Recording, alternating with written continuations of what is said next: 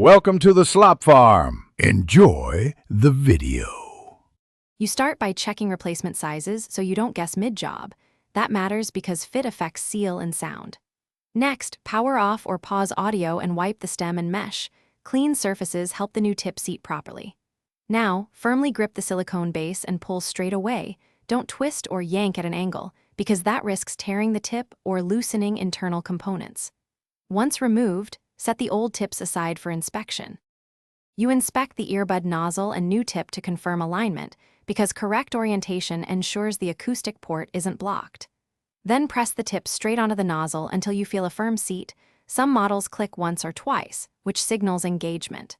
After that, rotate the tip slightly and gently pull to confirm it won't detach.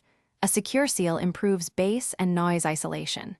If it feels loose, remove and reseat, making sure you perform a fit check by wearing the AirPod, talking and moving your jaw, then jog lightly to ensure retention. This verifies real-world comfort and function.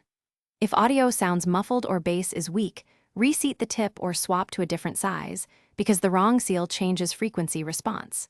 If a tip tears during install or refuses to attach securely, stop and switch tips.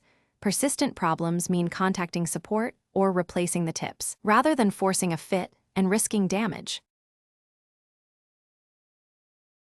Thanks for watching. Consider subscribing if we helped you today.